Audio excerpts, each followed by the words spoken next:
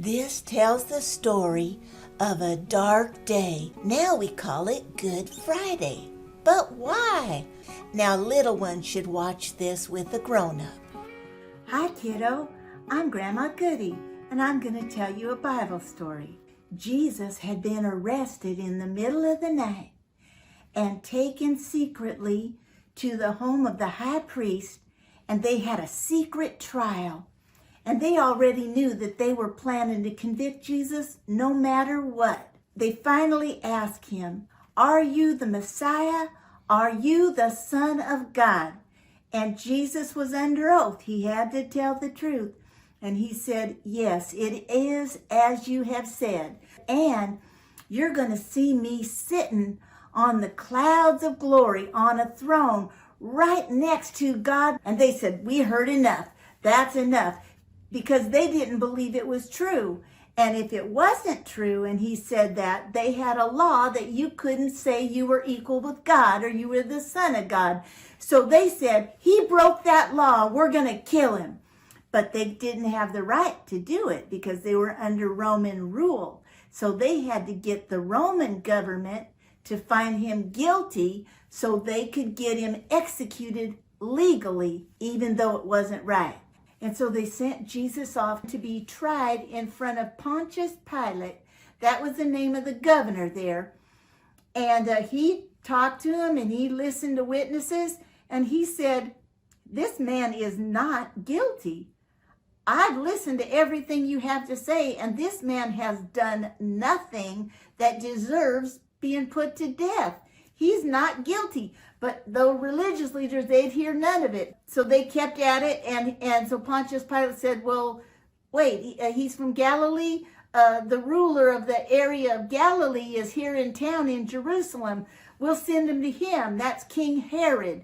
So Jesus went to King Herod. And King Herod asked him a bunch of questions. And Jesus just kept his mouth shut.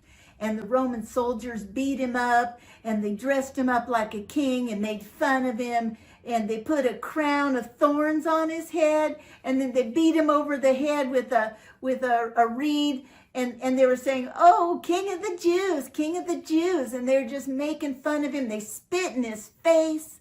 They shamed him terrible like. So King Herod, he sent Jesus back to Pontius Pilate. But they insisted. They wanted Jesus crucified, and so they kept at it. "How about I let him go free? Every Passover, we just let one person get a pass, and they get free. I'll let him go." And they said, "No, we want somebody else." And they asked for a man named Barabbas. He was a murderer. They got him instead of Jesus. Pilate said, "Well, take him and do what you will." So they sent Jesus off to be crucified. Now Jesus was carrying his own cross at first, but a man named Simon from Cyrene, that's a city in North Africa, he happened by, and the soldiers seized him, and they made him carry Jesus's cross. So they took him outside the city of Jerusalem, and they were taking him to a place called the Place of the Skull. It was a hillside that kind of looked like a skull if you looked at it the right way. And I've been to Jerusalem, and I tell you, we were walking around on the top of the walls around the city of Jerusalem, and I look over across this bus station. It was a busy road there. Right there across the road, there was a hill still standing there today. And I looked at it, and it looked like the face of a skull. And I thought, "Oh my goodness, right there, that's right where Jesus had to crawl up that hill." 2 other men were also led out with Jesus to be killed. Now, both of them had broken the law. They were both guilty. And the soldiers brought them to the place called Skull Hill, and there they nailed Jesus to the cross. And he hung between the 2 guilty criminals. One was on his right-hand side, and one was on his left-hand side.